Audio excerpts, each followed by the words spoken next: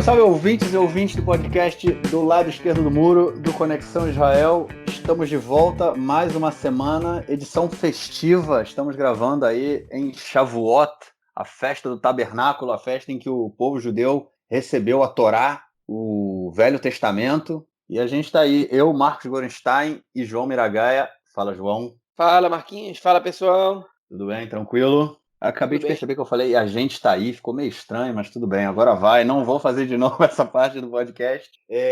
Vamos então já entrando nas notícias dessa semana, passando para o nosso primeiro bloco, onde a gente vai estar falando do início do julgamento, enfim, de Benjamin Netanyahu.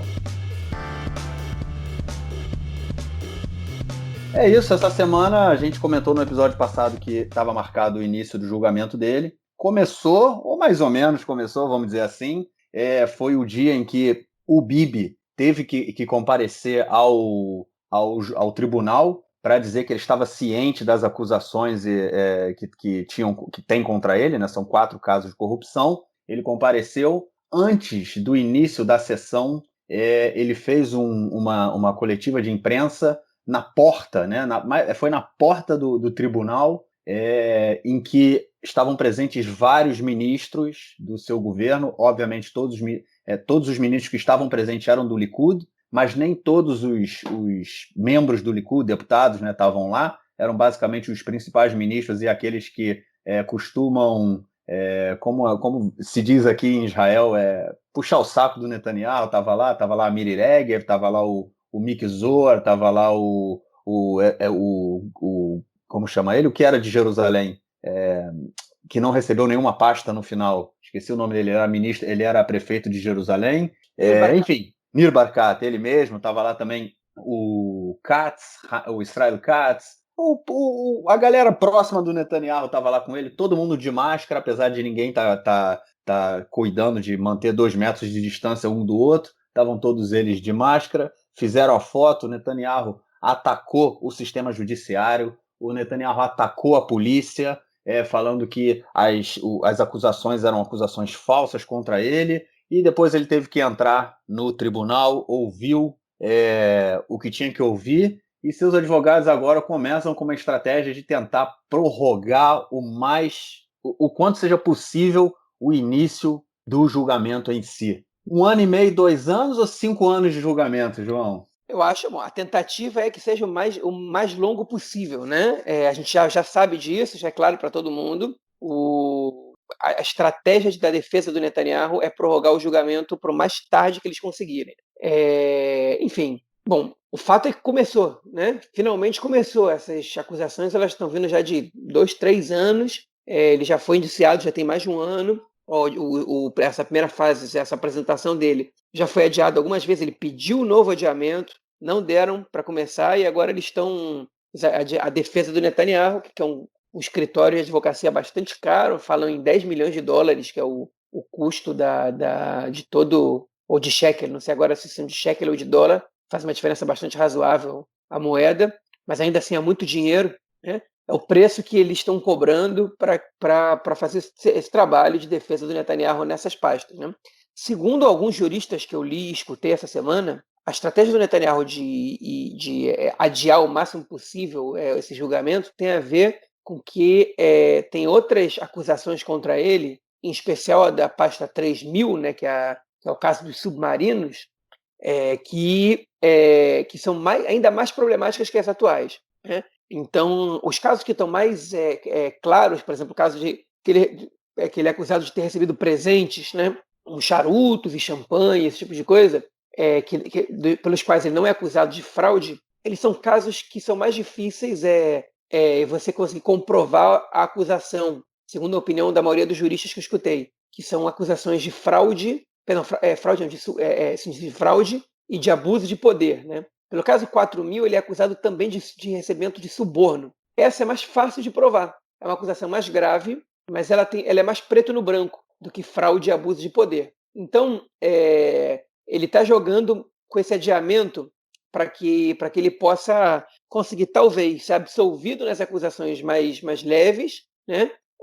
Para que ele possa resistir o máximo possível, e até lá vai saber o que vai acontecer, né? vai saber se ele vai conseguir aprovar uma lei de imunidade nova, vai saber se esse governo vai durar ou se ele vai conseguir ganhar outras eleições, vai saber se ele vai conseguir aprovar a lei francesa, né, que é um projeto de lei sobre o qual a gente já falou aqui, que dá o primeiro-ministro e outros ministros o privilégio, né, de não serem investigados durante o exercício do mandato, para que não comprometa supostamente, né, o andamento da nação.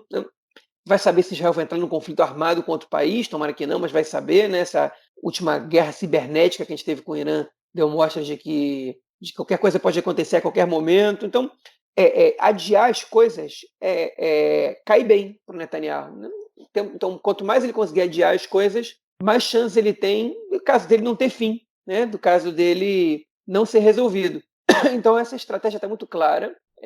A gente não sabe como é que os juízes vão reagir a isso, eles vão aceitar todos esses pedidos, se a defesa vai conseguir ser eficaz, né, na estratégia deles de fazer com que as coisas demorem, né? Eles podem preparar documentos muito extensos, fazer pedidos de testemunhas e de contraprovas, do que seja mais, que possam tardar muito, né? Vamos ver quanto eles vão conseguir ser eficientes. Eles estão sendo muito bem pagos para fazer esse serviço. Enfim, a gente está nessa expectativa de ver quanto tempo vai demorar para que o julgamento do Netanyahu, os julgamentos do Netanyahu, melhor dizendo, sejam concluídos, né?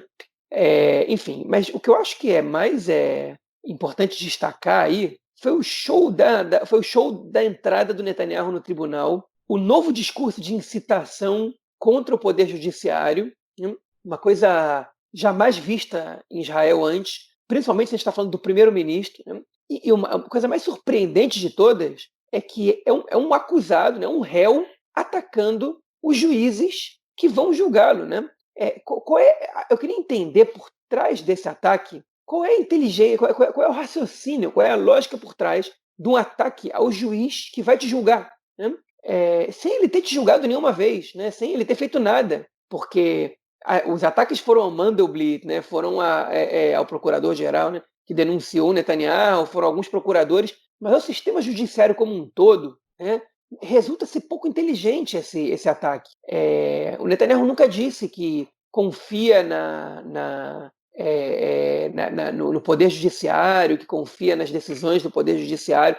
Ele nunca disse essa frase, ele tá colocando no mínimo em dúvida a capacidade do poder judiciário de Israel tomar uma decisão independente e correta e razoável, está atacando o Poder Judiciário como um todo, ou seja, já prevendo que talvez ele seja condenado, né, para poder desqualificar a condenação, que sabe, é de um nível de atentado à democracia jamais visto antes nesse país. Então agora Israel tem ditadura por causa disso? Não tem ditadura por causa disso. Mas tem um primeiro-ministro que está ultrapassando os limites do razoável, atacando um poder, né, ao qual ele deve se submeter em determinados casos, porque o Poder Judiciário ele tem o poder de julgar e ele foi acusado pelas ferramentas do Estado, um Estado que ele se compromete a servir como primeiro-ministro, a respeitar as leis, e ele e os ministros dele e o séquito dele estão se comportando de maneira totalmente antidemocrática, vergonhosa, eu diria, nesse caso, né? E pouco inteligente, porque você atacar quem... Nenhum juiz quer... essa é uma estratégia de intimidação, é uma estratégia de intimidação pouco inteligente, porque os juízes eles não querem, né, ser atacados pelo réu. Né? Se você quer intimidar, você joga outras pessoas para atacar esses juízes, mas o réu chegar lá e atacar me parece pouco razoável. E, enfim, tem muitas coisas aí sobre as quais a gente pode falar, mas eu vou destacar mais uma delas pequena. Né? O Netanyahu insistiu para que o julgamento dele fosse televisionado.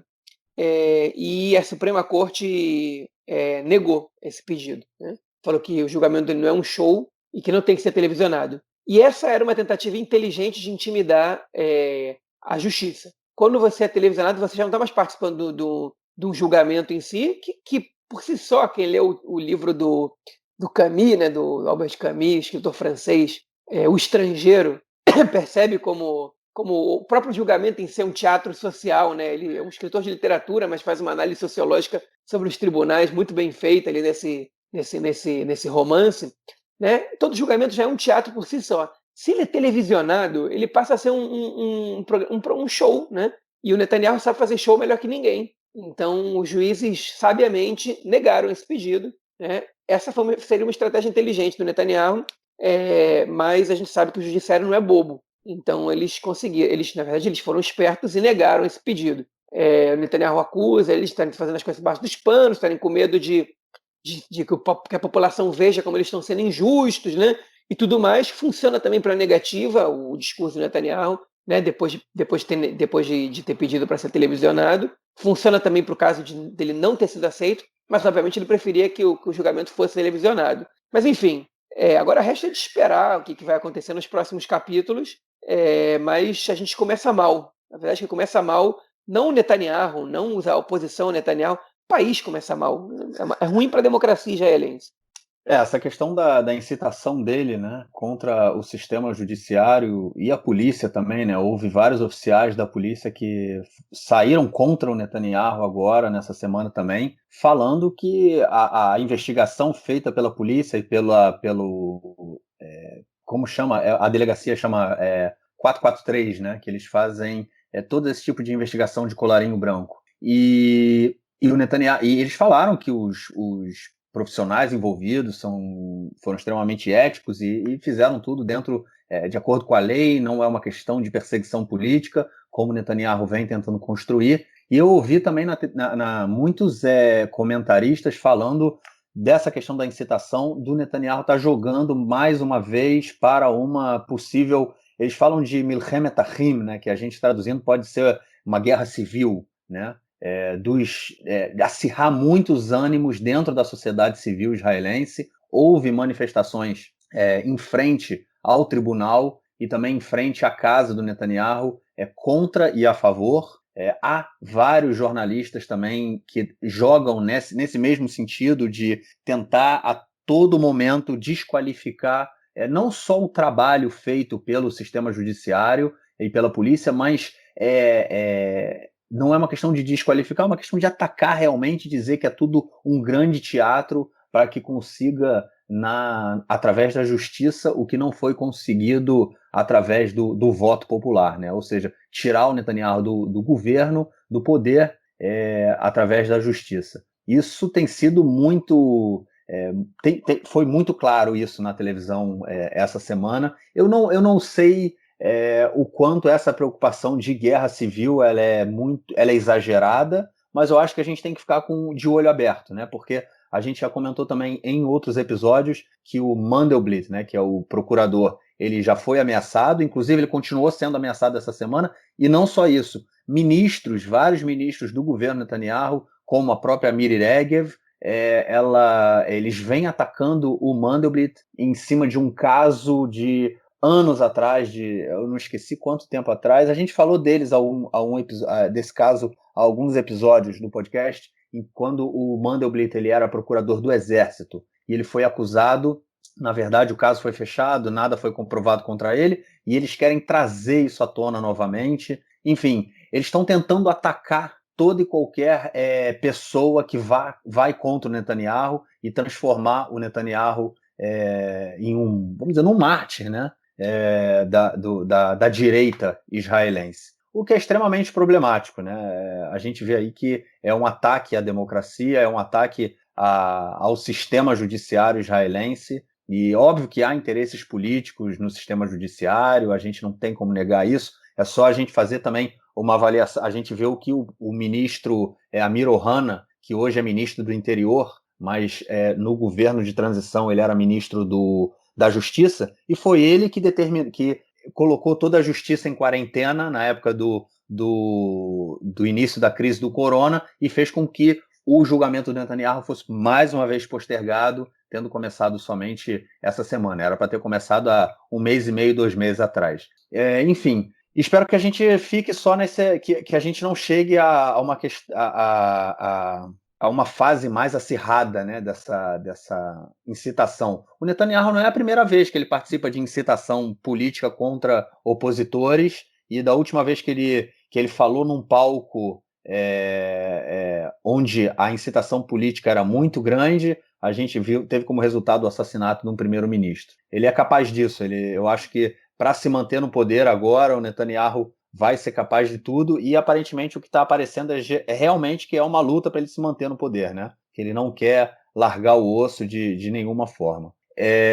Vamos falar então de como foi a reação também do outro lado do governo, né? Porque o governo hoje, né, é um governo meio esquizofrênico, né? A gente de um lado tem o Likud da direita e do outro lado tem o Kahol Lavan, que é uma oposição mais ou menos dentro do próprio governo, uma coisa meio louca, e os ministros não só os ministros, né, o Kahol Lavan como um todo, né, o partido do Benny Gantz, ele saiu em defesa do sistema judiciário, né, defendendo a atuação do Mandelblit, defendendo a atuação dos juízes e falando que acreditam, acima de tudo, no sistema judiciário e que, independente do que eles fizerem, eles estão cumprindo o seu dever. Você acha que como é que vai... É interessante ver essa oposição dentro do próprio governo, né? Será que o julgamento do Netanyahu também vai levar a gente a mais uma crise política interna que pode levar à dissolução do governo até antes do Benny Gantz assumir a rotação, cara? Assim, eu vou me furtar de falar sobre o futuro, mas eu vou falar sobre o que está acontecendo agora. Eu não concordo muito com essa visão de que eles foram oposição do governo e fizeram defesa, porque eles fizeram defesa do judiciário agora, durante esse caso, porque, enfim, eles estão fazendo a defesa do governo, né? Quando você sai em defesa do judiciário e diz que confia no judiciário, esse é o que o Netanyahu devia estar falando agora. Mesmo ele querendo se defender, ele teria que estar dizendo: eu sou inocente e vou provar na justiça que eu sou inocente. E vai todo mundo ver, porque a gente confia no país. Né? Então, acho que o que o Azul e Branco fez, primeiro que o primeiro dia todo mundo silenciou. Parece que houve uma ordem do Gantz para ninguém fazer nenhum comentário sobre isso. E o único que comentou foi o Avi Nistelkorn, que é o ministro da Justiça, que provavelmente chegou para o Gantz e falou: tá de brincadeira, né? Que eu não vou poder falar sobre nada sobre o caso do primeiro-ministro estar sendo julgado como ministro da Justiça, né? As pessoas estão esperando ouvir uma opinião minha, e tua também. Ou que o Gantz falou: aqui só eu e o Nistelkorn vamos falar alguma coisa. E o Gantz, o que ele falou no dia? Ele disse o seguinte: a gente espera que o Netanyahu tenha um julgamento justo, confia no judiciário e que ele consiga provar a sua inocência. Uma coisa assim, né? Ele não disse sua inocência, mas que ele consiga, enfim, terminar esse julgamento bem. Né? E o Nistelrooy, sim, fez uma defesa do judiciário, falou que confia na justiça e que é um pilar do Estado e tal e tudo mais, como obviamente ele deveria ter feito. Ele não pode sair detonando o primeiro-ministro porque ele faz parte do governo. Né? Por que não pode? Né? O razoável é não fazer isso, ele não fez. Né? Por que eu digo isso? Daqui a pouco eu vou explicar por que eu estou colocando esse parênteses. Depois, um dia depois, outros parlamentares do Azul e Branco fizeram comentários, né, que confiam na justiça e tal, porque o nível da incitação foi tão alto que você não pode ficar calado numa situação dessa, né?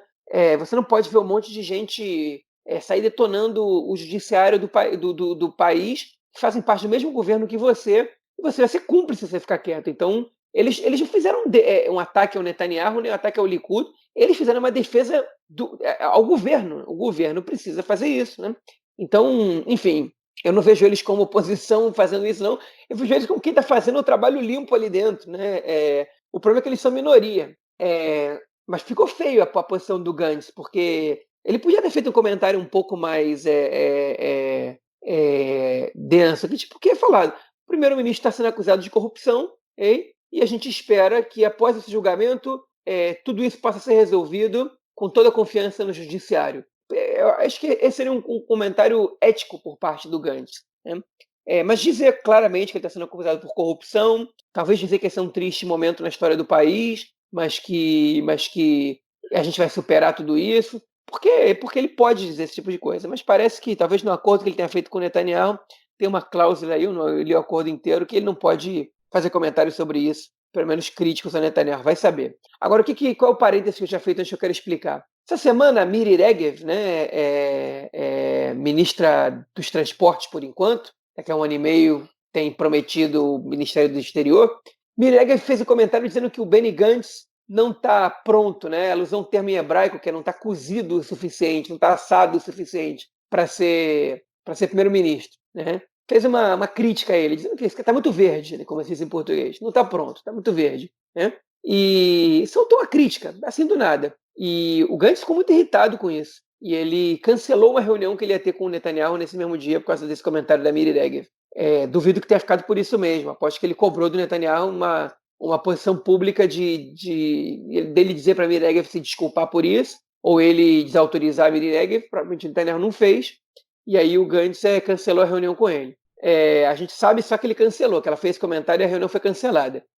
Agora, vocês imaginem o que vai acontecer, okay? Quando o Benny Gantz for primeiro-ministro, que ele não puder demitir os ministros indicados pelo Netanyahu. Imagina a Miri Regev, ministra do exterior, dizendo o que quer Israel afora, okay? E o primeiro-ministro de Israel, Benny Gantz, não podendo demitir a ministra. Okay? Ou seja, ela pode fazer um estrago para as relações internacionais, ela pode criar uma crise diplomática com a China, por exemplo, com outros países, e ele não pode demitir a Miri Regev. Só quem pode fazer isso é o Netanyahu. Né? Esse é o acordo de coalizão que eles têm. Só o Netanyahu pode demitir e contratar ministros do seu bloco, e só o Benny Gantz pode demitir e contratar ministros do seu bloco. Alguém pode perguntar, mas por que você não está falando mesmo do Benny Gantz? Ora, porque até agora nenhum ministro do bloco do Benny Gantz, né, e o governo tem que 10 dias, nenhum ministro dele fez nenhum comentário que chegasse perto ao da Miri Regev, nem antes, né, nem durante as negociações das eleições.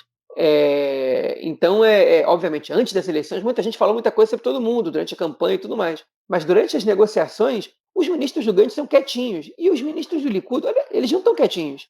Eles estão criticando o Gantz, eles estão criticando ministros do bloco do Gantz. E agora a Miri Regev solta um comentário desse, que desautoriza o próprio acordo de coalizão, né? Dizendo que o cara não está pronto. E ela não quis dizer daqui a um ano e meio ele vai estar. Ela quis dizer que ele é um cara que não tem experiência para ter esse cargo. E, obviamente, com um ano e meio como ministro da Defesa e vice-primeiro-ministro, não é o que vai fazer ele ter essa experiência. Você vê aquela suspeita de que o Netanyahu, será que ele mandou ela dizer isso? Será que ele está preparando o terreno para romper esse acordo e o Benny Gantz se ferrar?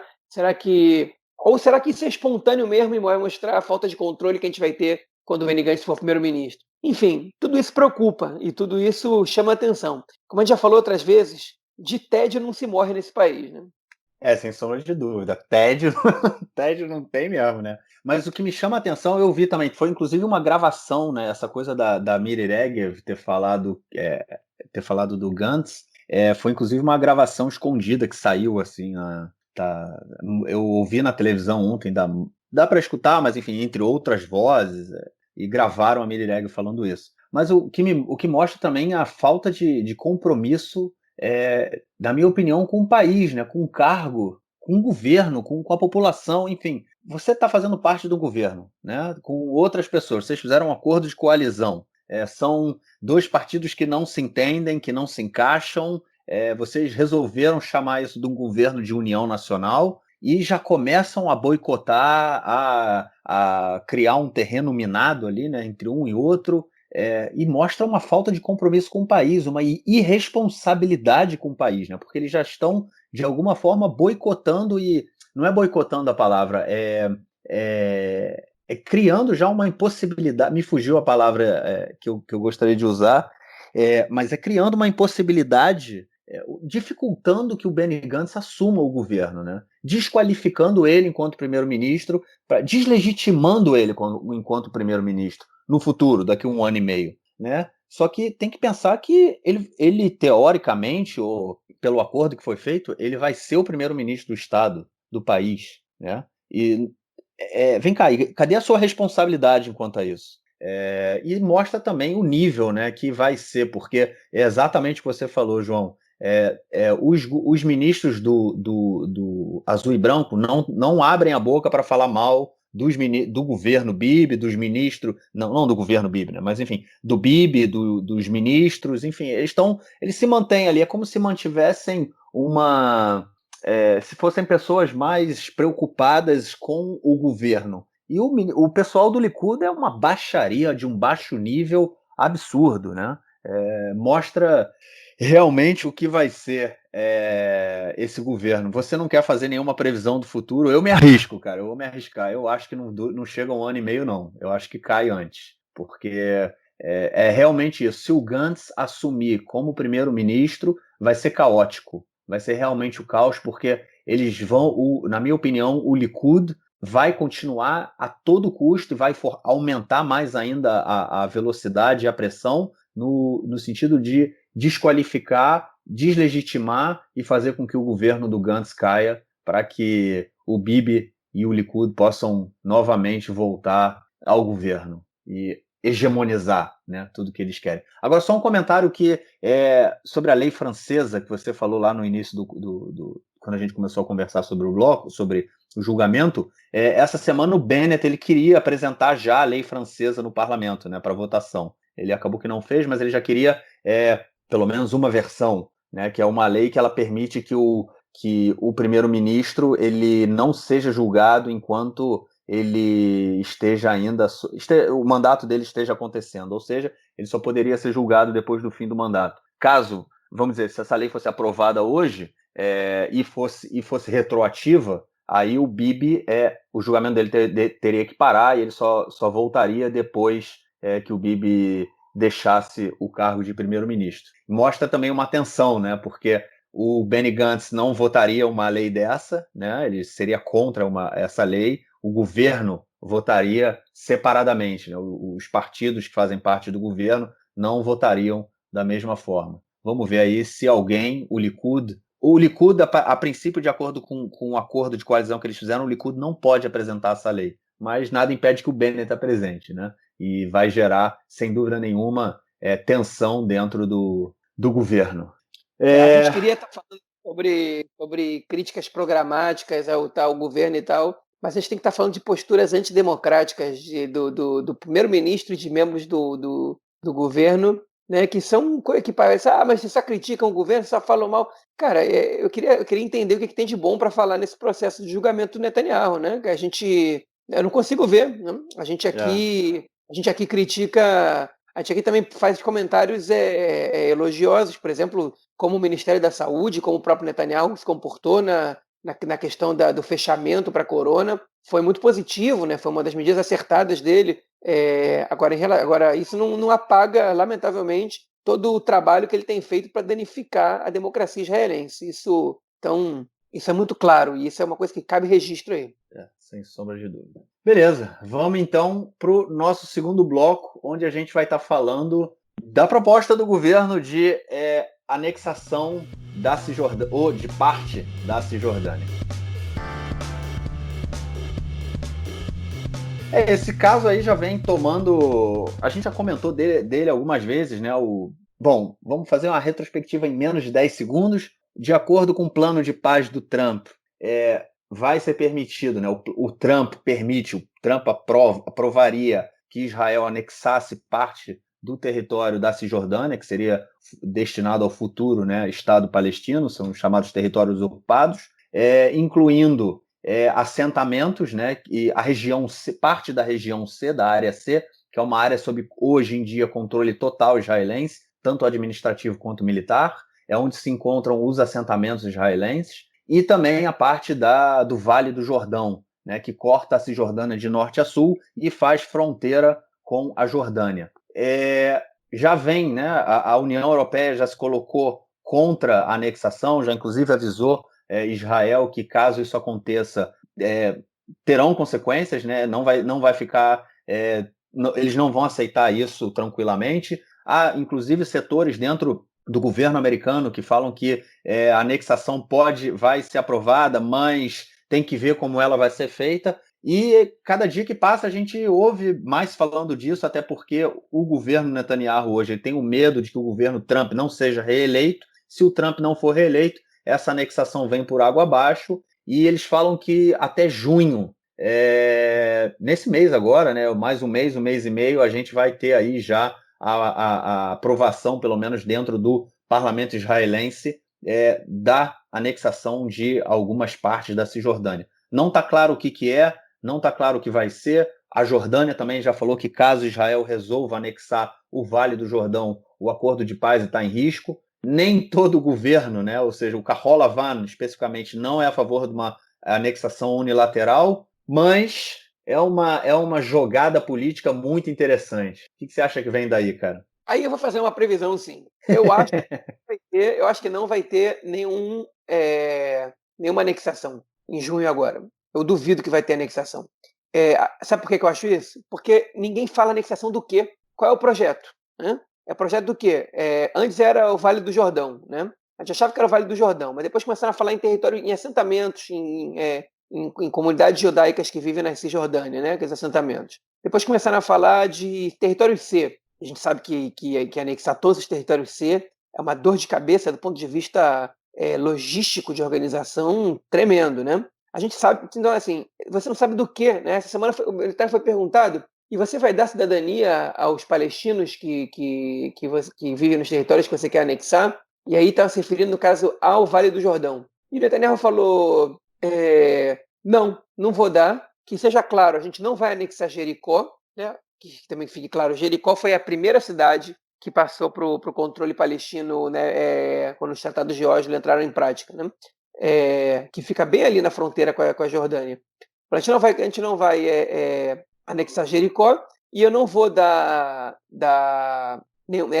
não vou dar cidadania para os palestinos que vivem lá. E aí, se o Netanyahu não fizer isso, sabe o que acontece? Ele vai estar cometendo um crime, praticamente, do ponto de vista do direito internacional, que ele vai estar submetendo essa população palestina a uma situação de apartheid. Okay? Por que hoje em dia ele é incorreto dizer que existe apartheid em Israel? Né? Apesar de que alguns grupos, especialmente anti-sionistas, o BDS e tudo mais, digam que Israel executa um regime de apartheid na Cisjordânia. Porque Israel nunca anexou esses territórios. Então a lei vigente lá não é a lei israelense. Né? Israel não anexou esses territórios, Israel anexou somente os territórios de Jerusalém Oriental e das colinas do Golã, não reconhecidos pela comunidade internacional, mas Israel anexou. E Israel ofereceu cidadania aos habitantes, a maioria deles não aceitou, então eles ganharam o status de residentes permanentes dessa região. Só que o Netanyahu, o que ele está dizendo agora ele não vai dar cidadania para essas pessoas. É diferente do que o Begin, quando lançou as leis de anexação ao Golã e a Jerusalém no início das décadas de 80, década de 80 do século XX. É diferente do que ele fez. Ele ofereceu cidadania, porque é regra você oferecer cidadania a essa população quando você anexa o território. Essa é a razão pela qual Israel até hoje nunca anexou a Cisjordânia nem a faixa de Gaza. Você tem que dar cidadania a essa população, e é muita gente. E essa população vai ser maioria no Estado de Israel, ou vai ser uma minoria que vai ser quase metade da população, e vai embora a ideia do Estado judeu, porque a única coisa que garante a maioria o Estado judeu em Israel é a maioria judaica, exceto se você submeter essas pessoas a um status inferior. Né? Aí você tira o poder de voto dessas pessoas, por exemplo, tira o direito a voto, que é o direito básico, e aí você consegue manter o Estado judeu pela lei. Mas você cria um regime de apartheid. O que é apartheid? É quando você tem cidadãos e cidadãos de segunda categoria. Né? Então, se você não dá cidadania para essas pessoas, se eles são pessoas que têm um status inferior, você tem regime de apartheid. Então, estou dizendo, essas respostas do Netanyahu, elas dão a entender que não tem projeto nenhum, que ele não vai anexar coisa nenhuma, e que isso daí é parte do discurso, é a cortina de fumaça para ele se esconder atrás dela durante esse período no qual ele está sendo julgado, que é também um pretexto para que ele possa romper a futuro com o Gantz, né?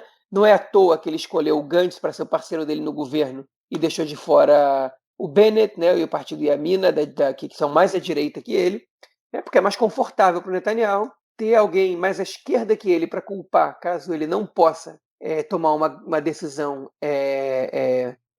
muito comprometedora, como, por exemplo, a anexação, do que ter alguma pessoa de direita que vai estar cobrando dele a anexação o tempo inteiro, anexa. Enquanto o Gantz ele vai estar falando, peraí, tem que ver, o rei da Jordânia falou que a gente vai comprometer o acordo de paz com eles, essa anexação pode comprometer o futuro das negociações com os palestinos, né? Não é fácil, porque depois para você voltar atrás de uma anexação, você precisa de uma lei com 80 votos aprovando ou de um plebiscito que a população aprove que você revogue essa lei.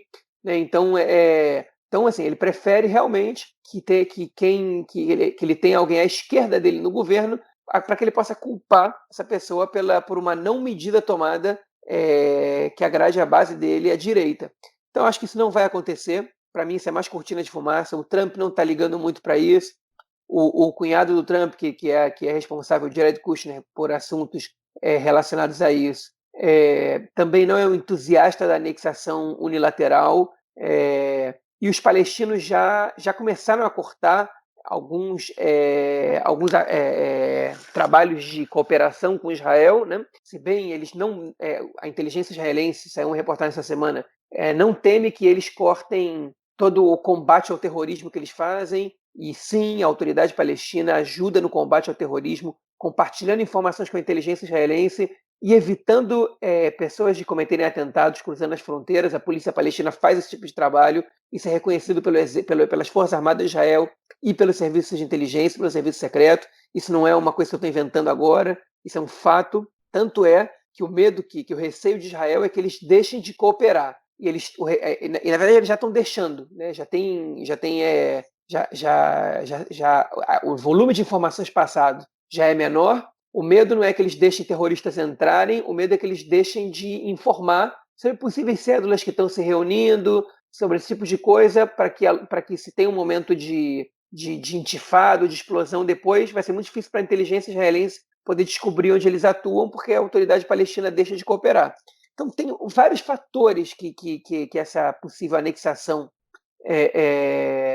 pelos quais ela poderia influenciar negativamente na segurança israelense, na política israelense como um todo, enfim, na própria vida social em Israel, que me fazem acreditar piamente que o Netanyahu não vai anexar. Além de tudo, o Netanyahu está no poder há 10 anos, e já teve outros 3 anos antes, e ele não tomou nenhuma grande decisão nesse tempo todo. Ele não é um homem de tomar grandes decisões, né? Ele é um cara de pequenas decisões, é um sujeito que é muito prudente, né? Ele tem esse lado positivo, né? Ele não entra em guerra por qualquer coisa. Netanyahu ele evitou algumas vezes que a escalada de violência fosse maior contra a vontade de ministros de seu gabinete, né? Ele não faz esse tipo não toma esse tipo de decisão irresponsável muitas vezes. Esse é o lado positivo. O lado negativo é que ele também não toma decisões polêmicas, porque ele tem receio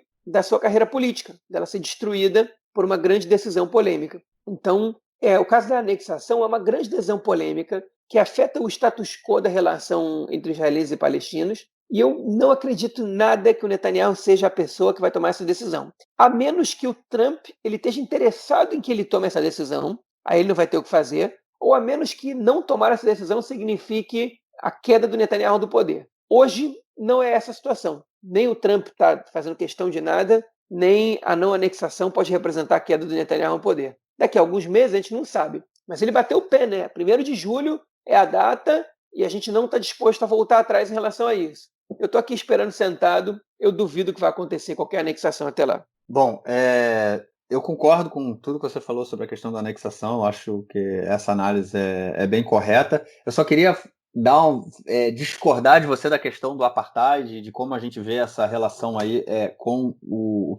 como é a relação de Israel com os territórios palestinos, porque é correto o que você falou, né? Porque não, a lei israelense ela não se aplica aos territórios palestinos, porém é só uma questão, vamos dizer assim, burocrática legal, né? Só uma questão nominal, porque quem controla tudo o que acontece nos territórios ocupados é Israel, né? Israel controla quem entra, quem sai, Israel controla os impostos, Israel controla recursos minerais, hídricos, enfim, tudo passa por Israel antes, né? Telecomunicações, não é que... Enfim, é um controle total. A gente tem uma realidade de um Estado só. Só que a população palestina que vive para além da linha verde, ela não é cidadão de Israel, mas a realidade em que a gente vive é uma realidade de um Estado só. E sobre Jerusalém Oriental, não foi oferecida à população árabe de Jerusalém Oriental a cidadania israelense. Até porque quando você cria, né, quando você impõe a sua soberania, né, você anexa um território, não é somente uma questão de você oferecer a cidadania, é uma questão de você impor também a cidadania. Essas pessoas passam a ser cidadãs do seu país.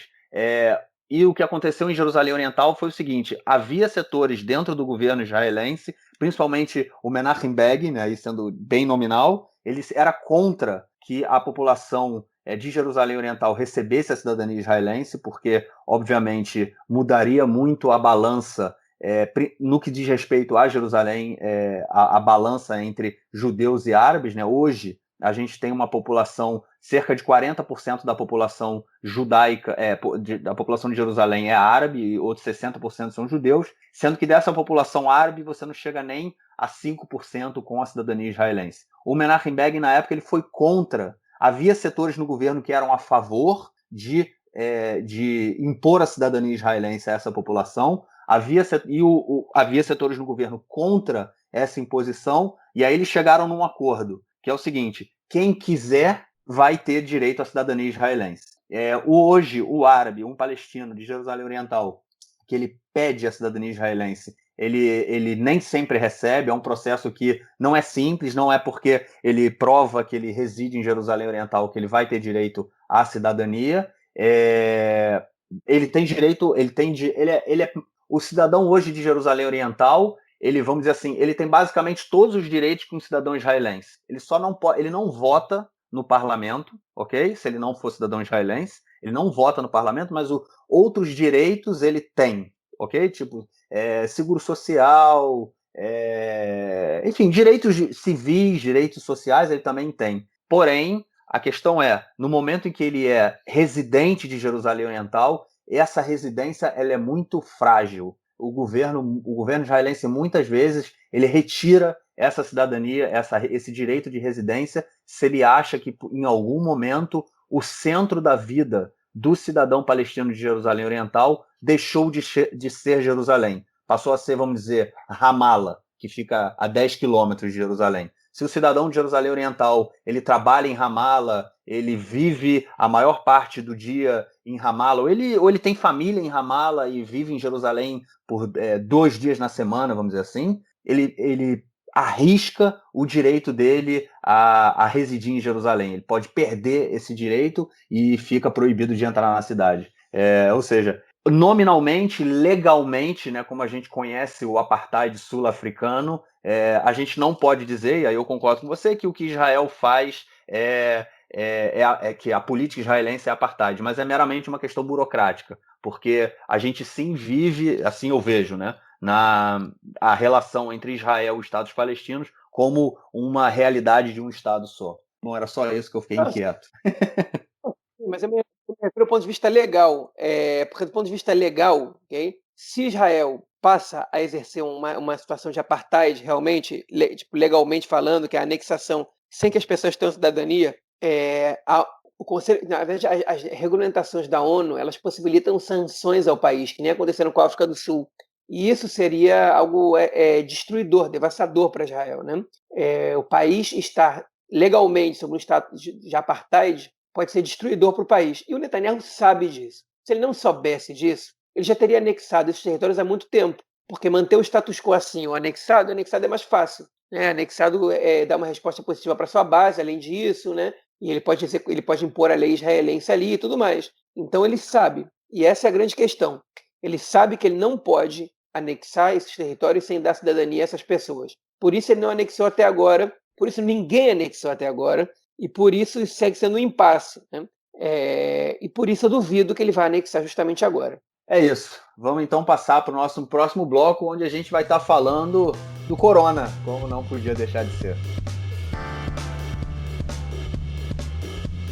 Bom, abriu geral, né, João? Então aí o país voltou basicamente à normalidade. Eu digo basicamente porque a gente ainda tem que usar máscara, né? A gente ainda, teoricamente, tem que cumprir 2 metros de distância, né? Cuidar de ficar 2 metros de distância uma pessoa da outra, mas voltamos praticamente a 100%, né, da abertura. Essa semana os restaurantes reabriram, as atividades escolares voltaram normalmente. A partir da semana que vem, não, na verdade, desde de quarta-feira também já foi permitido a volta de atividades esportivas para crianças, grupos, né, de crianças. Enfim, abriu geral, praticamente estamos aí a 100%, como era há 3 meses atrás. Mas a gente viu o aumento do número de pessoas infectadas, pessoas que contraíram o corona. Obviamente que isso era esperado, né? A gente não é uma coisa que assusta, no caso, porque no momento que está todo mundo isolado, que ninguém tem contato, é normal, né? Obviamente o número de pessoas infectadas cairia, e era esse o objetivo. e todo mundo sabia que quando a gente voltasse também o número de pessoas infectadas aumentaria. Porém, a gente teve aí no dia de ontem, né, um número muito grande, cerca de quase 80 pessoas, né, foram 79 casos de pessoas positivos ontem. Ontem quinta-feira, né? Hoje é sexta-feira. Foram 79 casos de pessoas que testaram positivo por corona. A segunda onda parece que vai ser. Tem se falado bastante dela e parece que ela vai estar mais próxima do que a gente pensava se medidas não forem tomadas. E o que preocupa muito é que a primeira onda ela começou principalmente depois da festa de Purim, né? Que é como se fosse o carnaval, em que houve várias festas e muita gente contraiu a doença nessas festividades. A gente passou Pessach, né, a Páscoa, em isolamento, e agora, hoje, né, a festa de Shavuot, onde as famílias, ontem e hoje, onde as famílias se reúnem novamente, inclusive foi falado muito disso, que vai ser finalmente uma festa onde as pessoas vão poder passar novamente com as famílias. Há vários casos em colégios, um colégio em Jerusalém, o colégio Gimnásia, que é um dos colégios mais tradicionais de Jerusalém, um colégio muito, muito, muito antigo, grandes... por exemplo, a Mozós estudou na Gimnásia, outras personalidades de Jerusalém que nasceram em Jerusalém na Palestina ainda, eles estudaram nesse colégio, o colégio ainda existe, enfim. Estamos aí voltando, cara. Vai ter que fechar tudo de novo? O que você acha? Vai, mas não agora. Mas vai sim, vai ter. Assim, a segunda onda ela é um fato. A gente, tipo, a pergunta não é se, a pergunta é quando, né? Ela vai acontecer, porque o vírus ele não tá controlado, ele não tá aí, tipo, ele não deixou de acontecer, não deixou de existir do nada. O vírus está aí, né? E a gente chegou a ter nessa semana um caso, um dia que teve 8 contágios só, né? E ontem ele passou para 79. As escolas que você comentou, né, são um vetor de contágio muito significativo. Não são as escolas, qualquer ambiente frequentado por crianças, né? Porque a gente sabe que a maioria das crianças são assintomáticas, até 9 anos pelo menos, e boa parte das crianças com mais de 9 anos também. Né? E as crianças contagiam outras crianças que levam para casa, que levam para os pais, e os pais vão e contagiam pessoas no ambiente de trabalho, e assim você tem um novo surto, né? E por isso foi importante o tempo que as escolas ficaram fechadas. Teve um desacordo na adesão do governo sobre a abertura. Tinha gente que achava que o fechamento tinha que ficar mais 1, 2 semanas, que talvez fosse possível eliminar o vírus 100%, pelo menos de contaminação autóctone em Israel, né, que só pessoas que vêm de fora pudessem trazer o vírus, e se você submete essas pessoas à quarentena imediata, você consegue controlar o vírus totalmente aqui dentro. O problema é que o número de ontem de 79 contagiados, ele assustou, né? E na verdade, até semana passada tinha muita gente andando sem máscara na rua, e o governo recordou que o uso de máscara é obrigação legal, né? Enfim, as pessoas estavam dizendo uma frase comumente aqui, né, comum e corrente em Israel, dizendo: "Não, a corona ficou para trás". E não ficou. Tem gente ainda no país com doença, tem gente sendo contagiada ainda, né? A corona não ficou para trás, né? O fechamento pesado, ele ficou para trás, mas ele pode voltar. O vírus está aí, ele está no país e as pessoas podem continuar sendo contagiadas, sim. Então foi muito curioso, né? Porque na quarta-feira o país abre os cafés, restaurantes e bares, que é praticamente a última coisa que faltava abrir, tirando as universidades e alguns campos específicos de turismo, né? E na quinta-feira o país tem 79 casos novos. É óbvio que isso não é culpa dos restaurantes. Em um dia você não consegue ter muita gente contaminada, mas enfim, é uma demonstração de que não está tudo bem ainda. Falta um pouquinho para estar tudo bem. Essa semana, né, eu fiz teste de corona. Eu tive um pouco de febre no domingo e me senti mal. E fui mandado a um lugar para fazer, me colocaram em quarentena até sair o resultado. Eu só podia sair de casa com luva e máscara para fazer o teste, no lugar específico que me disseram. E fui lá, fui de carro, não peguei transporte público, né? Se não tivesse carro, eu perguntaria como é que faço para chegar lá de transporte público, porque não eram lugares tão fáceis de chegar, e para alguém que que é potencial contagiado pela corona, o ideal não é pegar transporte público, mas enfim, não foi o caso. Eu fui até o lugar, fiz o teste, em menos de 24 horas chegou o resultado negativo. Enfim, não estou contaminado, pelo jeito é um outro vírus, uma gripe, algum outro vírus. Mas os testes estão aí, os lugares para fazer os testes eles estão armados em alguns lugares específicos do país, né? São barracas gigantes, né? No meio de um espaço aberto. O teste é muito simples, bota um cotonete na tua garganta e outro cotonete no teu nariz, bem dentro da tua narina. Não é muito agradável, não. Mas, enfim, os lugares para fazer teste estão armados. O país não desarmou o mecanismo de combate à corona. Ele só desarmou o fechamento. E eu acho que fechar o país de novo é questão de tempo. A pergunta, na verdade, vai ser não só quando, mas como a população vai se comportar com esse segundo fechamento. Porque a população, a economia, etc. Né? Essa semana eu escutei no podcast do Haaretz, teve um debate muito interessante sobre o desemprego no país, que os números oficiais do Estado seguem apontando desemprego na faixa dos 3,5%. Né, que é o cenário de antes da corona, que é a situação de pleno emprego.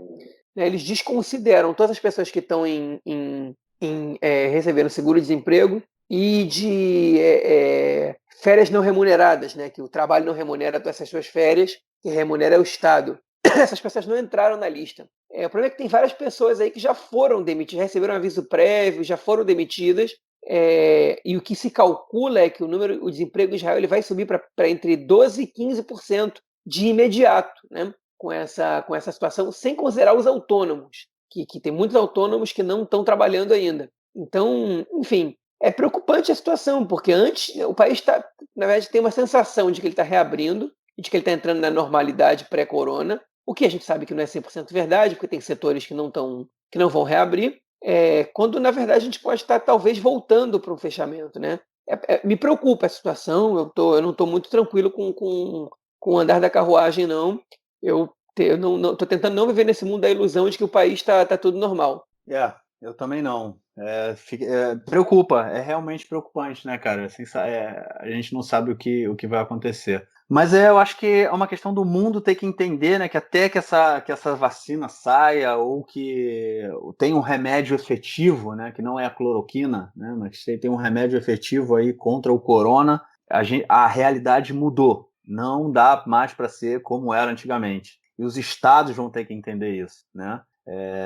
Não vai ter como continuar até que a gente tenha uma solução para isso. Hoje tem um vírus que é muito perigoso, que mata muita gente, que muita gente se contagia e não está claro ainda, não só se pessoas que já foram, quanto tempo de imunidade as pessoas que contraíram o vírus têm depois, né? Pode ser que a imunidade seja por um mês, depois a imunidade se enfraquece no corpo e a pessoa pode novamente contrair o vírus. Quais as sequelas que o vírus pode deixar no organismo da gente? Não tem nada claro, né? Tá tudo muito recente. Ou seja, ou o mundo, a economia, né, vai ter que entender que mudou, não dá mais para ser como era antigamente, até que a gente tenha uma solução definitiva para isso.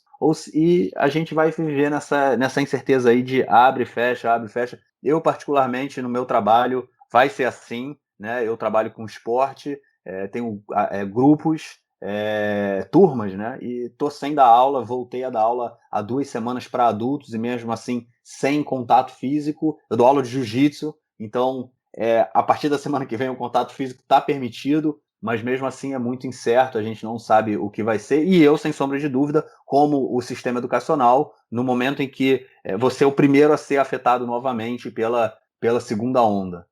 E a crise, né, ela não é só econômica, né, ela é social, né, porque a crise econômica ela também vai trazer uma crise social, porque o que o Estado aqui falou, né, a gente está ajudando os autônomos, as pessoas estão sem emprego, não sei o quê, é muito pouco, não resolve, não dá para pagar conta, não dá para pagar aluguel, enfim, os estados, de uma forma geral, vão ter que entender que as coisas mudaram. Vamos torcer para que, né, o Bennett aí, a coisa de um mês e pouco atrás, anunciou que o Instituto Biológico do Exército tinha conseguido uma cura para o corona. Vamos torcer para que isso seja realmente verdade, que essa cura, esse remédio seja produzido o mais rápido possível, que pelo menos aí já dá uma esperança até a vacina, que aparentemente foi anunciada para os próximos meses, mas ninguém sabe realmente quando sai. João, algo mais a acrescentar ou vamos para o bloco onde a gente vai ouvir o comentário do Nelsinho? Vamos nessa. Vamos lá. Nelsinho, diz aí. Meu caro Gorenstein, amigos do Conexão Israel, do lado esquerdo do muro, mandar um abraço também ao João, que foi passear com a família no Canyon Ayarok, no Shopping Verde da cidade de Kfar Saba. Lá no final de semana, quinta, sexta-feira, tem feira de comida pronta para o Shabat. Eles dão uma passada lá, escolhem uma comida caseira, levam para casa e podem se deliciar. 30 de maio é um sábado, e neste sábado o futebol israelense volta com tudo, volta ativa na liga principal do futebol masculino. Jogos do play-off ou da fase principal, de onde vai sair o campeão, o favoritaço para o bicampeonato é o Maccabi Tel Aviv, e também no play-off do descenso, onde saem as equipes que vão disputar a partida da morte, quem será rebaixado. O time provável para ser rebaixado até agora, com a pior campanha, é o Hapoel Ra'anana. O destaque da rodada, o principal jogo da rodada, será Maccabi Haifa, que vem bem na competição, estava na segunda colocação, e o Hapoel Tel Aviv, que volta ao play-off decisivo depois de muitos anos no play-off de descenso e depois de ter amargado também um rebaixamento. Então, o tradicional Hapoel Tel Aviv, que foi campeão pela última vez na temporada 2009-2010, retorna ao play-off decisivo. Quem sabe aí pode beliscar, botar uma água no chope do tradicional rival do Maccabi Tel Aviv. Mas o jogo dessa vez é contra o Verde e Branco, contra o Maccabi Haifa, um jogão de bola. Vamos ver o que sairá disso aí. Um grande abraço a todos e até a próxima. Valeu, Nelsinho. Muito obrigado. A gente te espera na semana que vem. João, Hag Samer vai comer muito queijo, muito leite, né? Que é a festa onde a gente não come carne, mas come leite. Toma leite, né? Ou come leite. Creme de leite, come queijo, come essas coisas todas. É bem saudável, bem saudável. Eu como tudo. Eu não tenho nenhum preconceito. Tem também esse problema, não. Vida que segue. É isso. Então, beleza, cara. Pro ouvinte aí da gente e até semana que vem. Valeu, a gente se fala. Grande abraço. Abraço. Tchau, tchau.